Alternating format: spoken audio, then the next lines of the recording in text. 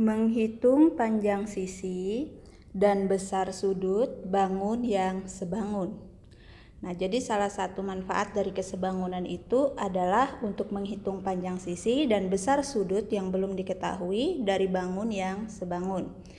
Kalian tentu masih ingat syarat kesebangunan. Kesebangunan itu punya dua syarat. Syarat yang pertama, perbandingan sisi yang bersesuaian sama.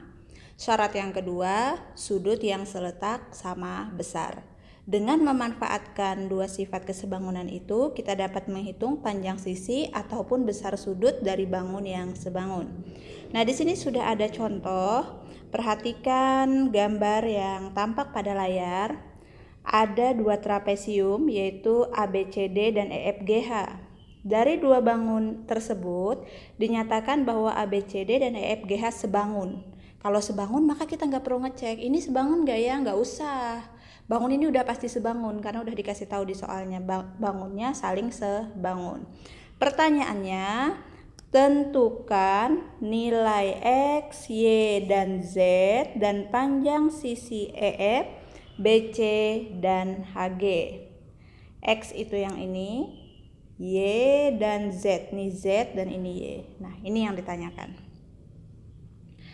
Nah, untuk menjawab pertanyaan tersebut, kita yang pertama lihat posisi dua bangun yang sebangun. Gambarnya seperti ini dan yang satu lagi seperti ini. Posisinya salah satunya di posisi yang berbeda.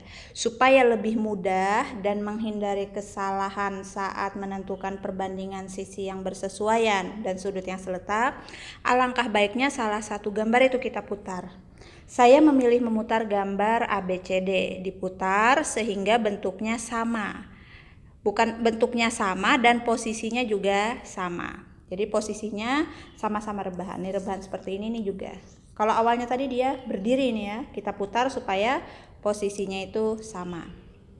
Nah, selanjutnya saat memutar hati-hati. Hati-hati saat memutar.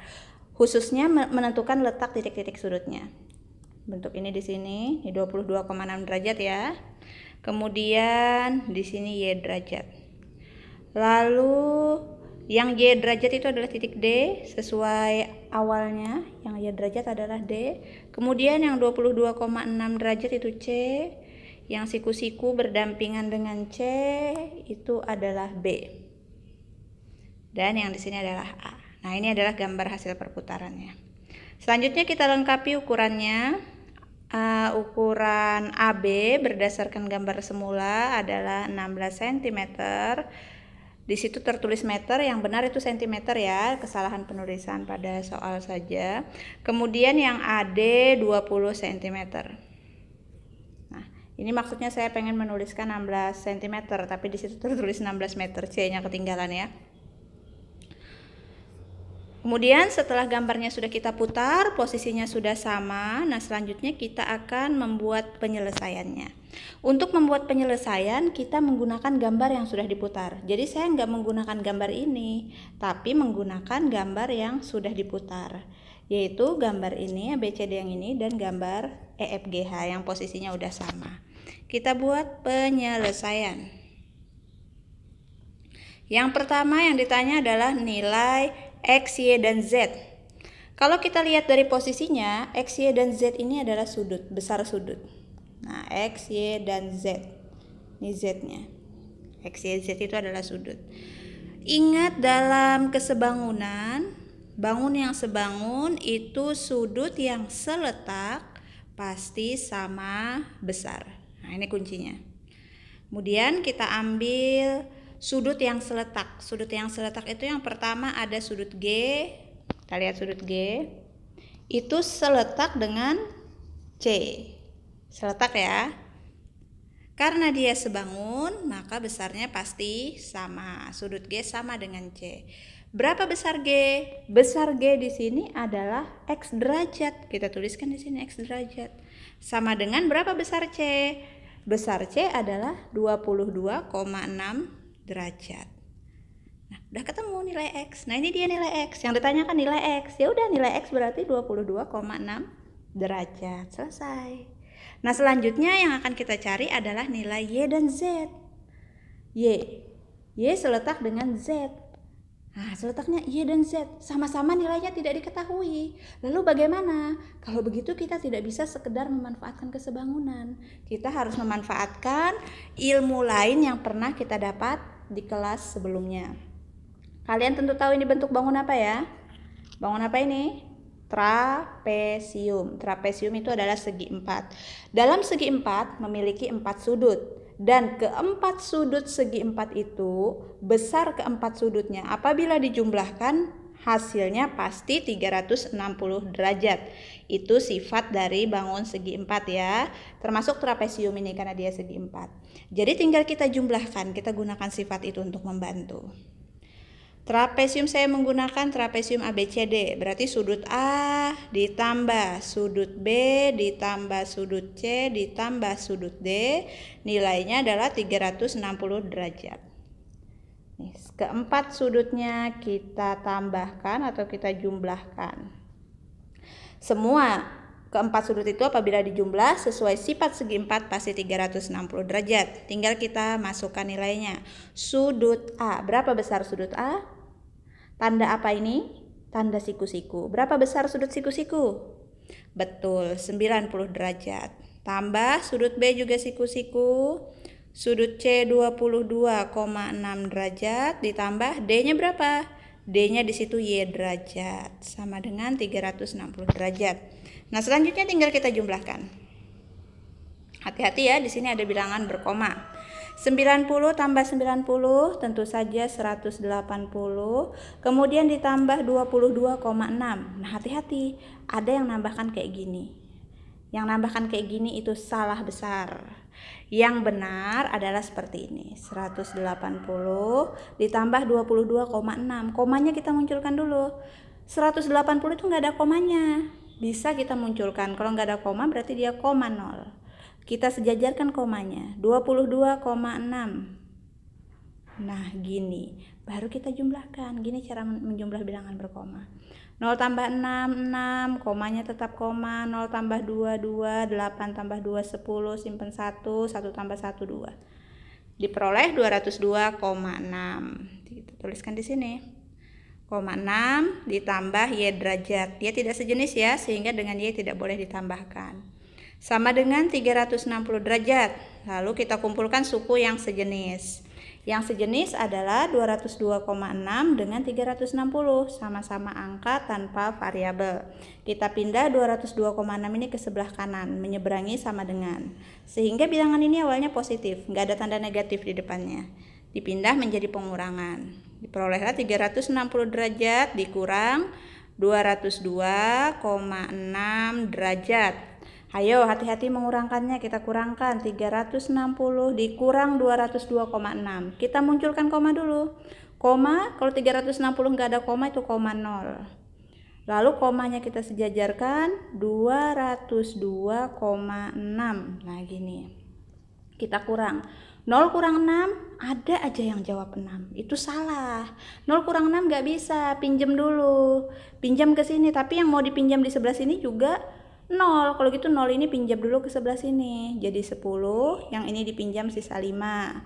Baru ini bisa pinjam ke 10 ini. Jadi 10, yang sini sisa 9. Kita kurangkan 10 kurang 6, 4, 9 kurang 2, 7, 5 dikurang 0, 5, 3 dikurang 2, 1. Hasilnya adalah 157,4.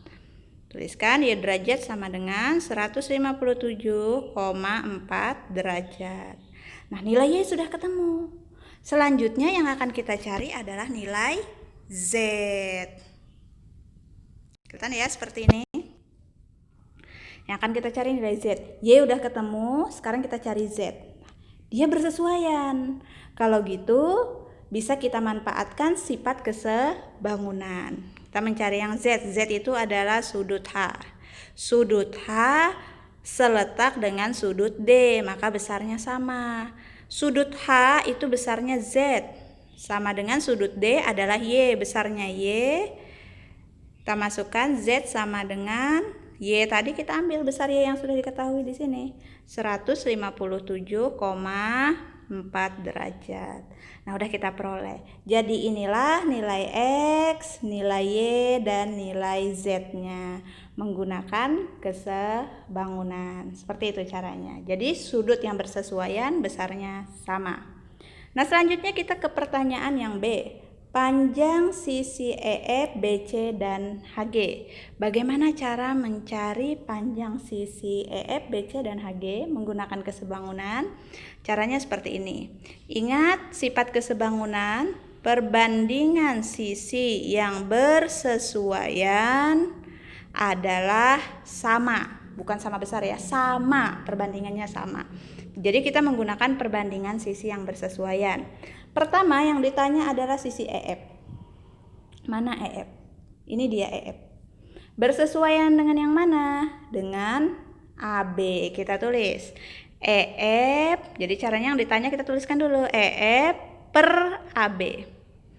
Bersesuaian dengan AB. Sama dengan kita cari sisi lain yang panjangnya sudah diketahui. Jadi syaratnya untuk bisa menggunakan aturan ini yang belum diketahui hanya satu sisi, sementara sisi lainnya diketahui. Yang ditanya EF. Yang ditanyakan adalah EF. EF dibanding AB. Selanjutnya kita mulai dari EF. EF ini adalah gambar yang kecil. Gambar yang besar ini. Yang bawah, yang atas kita nuliskan gambar kecil, yang bawah bagian dari gambar besar. Maka setelah sama dengan, kita harus menuliskan dimulai dari gambar yang kecil lagi. Menggunakan sisi yang sudah diketahui. Sisi mana yang kita pakai selanjutnya setelah EF? Apakah pakai FG? Kalau kita pakai FG, maka sisi yang bersesuaian yang besar adalah BC. Di sini nilainya diketahui, tapi ini nggak diketahui, maka tidak bisa dipakai. Kalau gitu pakai yang lain. Kalau gitu pakai yang mana ya? Yang diketahui lagi ada EH. Kita cek. Nah, di sini AD yang bersesuaian dengan EH. Apakah sisinya diketahui? AD diketahui 20, EH juga bisa diketahui, maka bisa kita pakai. Kalau gitu setelah EF per AB selanjutnya sama dengan EH per AD. Amati baik-baik. Ini kesalahan yang sering terjadi. Jadi ingat ketika di sini perbandingannya dimulai dari bangun yang kecil, maka pada bagian yang kanan atasnya juga harus bangun yang kecil. EF dan EH adalah mewakili sisi bangun yang kecil. AB dan AD mewakili bangun yang besar. Ya, hati-hati. Selanjutnya kita masukkan nilainya. EF berapa panjang EF? EF belum diketahui, itu yang ditanyakan. Per AB. AB adalah 16 cm sama dengan EH. EH berapa EH? EH 15, kemudian AD 20. Kita masukkan 15 per 20. Nah, selanjutnya agar lebih mudah, paling enak kalau pecahan ini kita sederhanakan. 15 per 20. Sama-sama bisa dibagi berapa? Sama-sama bisa dibagi 5. Kita sederhanakan. Di ruas kiri tetap EF per 16. Di ruas kanan kita bagi 15 dibagi 5 itu 3, 20 dibagi 5 4. Kita peroleh 3 per 4. Selanjutnya bagaimana? Selanjutnya kita kali silang. Kali silang itu gimana? Gini, yang bawah dari ruas kanan dikalikan menyilang seperti ini. 4 dikali dengan EF, 16 dikali dengan 3. Itu kali silang namanya. Sama dengannya kita tulis sejajar dulu. 4 dikali EF, kemudian 16 dikali 3. Sama dengan 4 kali EF itu adalah 4 EF sama dengan 16 kali 3 adalah 48. Yang kita cari adalah panjang EF. EF sama dengan awalnya perkalian. 4 EF ini 4 kali EF. 4-nya dipindah menjadi pembagi. 48 dibagi 4. Berapa 48 dibagi 4? 48 dibagi 4 adalah 12 cm. Nah, inilah panjang EF. Seperti itu caranya. Gimana? Sudah paham? Atau masih bingung? Kita lanjut contoh berikutnya supaya kalian makin paham. Kita lihat yang cari berikutnya adalah panjang sisi BC. Nah, ini yang akan kita cari. Kita akan cari sisi selanjutnya adalah sisi BC. BC. BC bersesuaian dengan yang mana? BC bersesuaian dengan FG, maka per FG sama dengan sama dengan kita mau pakai sisi yang mana setelah BC. Jadi setelah BC ini adalah bangun yang besar, kita harus mulai dari bangun besar. Mau sisi yang mana? Misalnya sisi CD ini. Tapi sisi ini belum ada ukuran panjangnya, jangan dipakai, pakai sisi yang ada ukuran panjangnya. Misal mau pakai AD, nah AD ada ukurannya, EH juga ada karena AD bersesuaian dengan EH. Sama dengan AD per EH. Nah, sekarang seperti itu. Lihat bentuk ini dan ini. Di sini EH per AD, di sini AD per EH. Kok terbalik? Nggak masalah. Jadi yang kita lihat itu adalah pasangannya. BC dimulai dari bangun yang besar. Maka di sampingnya harus dimulai dari bangun yang besar. AD bangun yang besar ya. Bawahnya ini FG. Maka bawah yang sebelah kanan juga harus bangun yang kecil. Gitu juga ini tadi, EF bangun yang kecil, EH yang kecil. Bawahnya AB yang besar, di bawah yang kanan juga harus bangun yang besar. Begitu menentukan perbandingan yang bersesuaiannya. Tinggal kita masukkan, panjang BC belum diketahui, tetap BC per FG. FG panjangnya adalah 20. Sama dengan AD, panjang AD 20 per EH. Panjang EH 15 cm.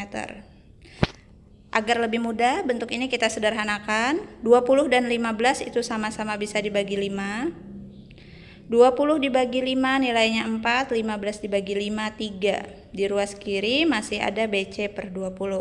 Tinggal kita turunkan dari atas ke bawah. Ya, bentuk ini kita sederhanakan jadi ini. Selanjutnya, kita kali silang. Kali silang ingat yang atas sebelah kiri dikali dengan yang bawah sebelah kanan. Ini kali dengan yang ini. Kali silang namanya. BC dikali 3 sama aja dengan 3 kali BC. Sama dengan 4 kali 20. Ada yang menuliskan 20 kali 4 nggak masalah. Perkalian itu boleh dibolak-balik. 3 kali BC adalah 3 BC. Sama dengan 4 kali 20 adalah 80. Yang kita cari adalah BC, bukan 3 BC, maka 3-nya kita pindah.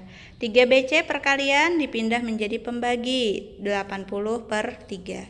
Sebenarnya sampai sini sudah selesai, tapi kalau mau kita sederhanakan lagi boleh. 80 dibagi dengan 3. 8 dibagi 3 ketemu 2, di sini 6, dikalikan ya, sisa 2. Turun 1 angka, 20 dibagi 3 itu 6, 6 kali 3 18, dikurangkan sisa 2. Ada yang turun lagi? Udah nggak ada bilangan yang bisa diturunkan, udah habis diturunkan. Kalau begitu 2-nya ini kita simpan ke atas menjadi pecahan, 2 per 3. 26, 2 per 3, itu bentuk pecahannya. Jadi BC sama dengan 26 2 per 3 cm. Nah, BC-nya 26 2 per 3 cm. Kalau kalian mau membagi dan mengubahnya ke bentuk desimal juga tidak masalah. Seperti itu caranya. Paham ya?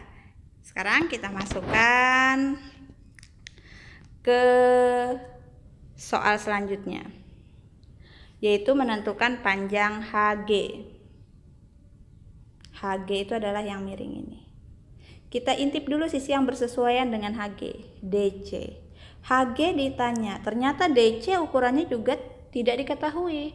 Kalau dua-duanya tidak diketahui seperti ini, maka kita tidak bisa menggunakan konsep kesebangunan untuk menyelesaikannya. Lalu bagaimana menyelesaikan soal yang seperti ini? Kita gunakan konsep lainnya. Nah, di sini kita tarik, perhatikan gambar ini ya. Kita tarik garis lurus dari H ke titik ini. Nah, situ terbentuk sudut siku-siku. Saya beri nama titik sudutnya sebagai titik O. Kemudian panjang sisi HO akan sama dengan EF, yaitu 12. Kemudian di sini terbentuk sebuah persegi panjang, EHOF. Sebuah persegi panjang. Namanya persegi panjang, sisi yang sejajar sama panjang. Dengan begitu FO 15. Kalau begitu kita bisa tahu panjang OG. OG berapa OG di sini? Dari sini ke sini, dari F ke G panjangnya 20. FO-nya udah 15, berarti OG-nya 5 cm. Kita buat gambar terpisah di sebelah sini ya. Kita buat segitiganya, siku-siku. Siku-sikunya di O, kemudian di sini G, dan di sini adalah H. Sesuai gambar asalnya. Jadi gambar ini kita keluarkan jadi seperti ini. Kemudian kita masukkan nilainya HO berdasarkan gambar 12 cm, kemudian OG 5 cm, dan yang ditanya HG. Karena ini segitiga siku-siku, maka kalian bisa menggunakan ilmu kalian tentang teorema Pitagoras yang pernah kalian pelajari di kelas 8. Ingat, teorema Pitagoras dimulai dari sisi terpanjang atau sisi miring yang di depan siku-siku. HG kuadrat sama dengan jumlah sisi siku-sikunya. GO kuadrat ditambah HO kuadrat. Nih ya, sisi siku-sikunya. Kalau kalian lupa, kalian bisa cek video sebelumnya tentang teorema Pitagoras. Kita masukkan nilai HG. HG belum diketahui, maka tetap HG kuadrat. GO-nya adalah 5. Pangkat 2 tambah HO-nya 12 dipangkatkan 2. HG-nya tetap 5 pangkat 2, berapa 5 pangkat 2? Jangan bilang 10, 5 pangkat 2 itu 5 kali 5, nilainya 25. Tambah 12 pangkat 2, artinya 12 kali 12, 144. Sama dengan HG kuadrat, 25 tambah 144 adalah 169. Sampai sini HG kuadrat, kita akan menghilangkan pangkat 2. Mudah-mudahan kalian masih ingat. HG sama dengan menghilangkan pangkat diganti dengan akar. Jadi bentuk ini tidak lagi pakai pangkat seperti yang di atas, tapi ruas kanan kita ganti dengan akar. Akar 169. Berapa akar 169? Akar 169 adalah 13. Karena 13 kali 13 atau 13 pangkat 2 hasilnya adalah 169. Nah, inilah panjang HG kita peroleh dengan menggunakan teorema Pitagoras. Tapi HG ini bisa diperoleh karena sisi yang awalnya belum diketahui yaitu EF sudah dicari duluan sehingga bisa membantu untuk panjang ini. Nah, di situ letak titik bantuan kesebangunan untuk menyelesaikan HG ini. Nah, seperti ini caranya. Ini adalah cara menyelesaikan soal atau menghitung panjang sisi dan besar sudut menggunakan konsep kesebangunan. Jadi gunakan sisi yang bersesuaian. Untuk sudut gunakan sudut yang seletak. Nah, seperti itu caranya. Demikian, semoga bermanfaat. Ayo yang belum subscribe, jangan lupa subscribe dulu ya. Dan jangan lupa like jika kalian bisa memahami materi ini. Terima kasih.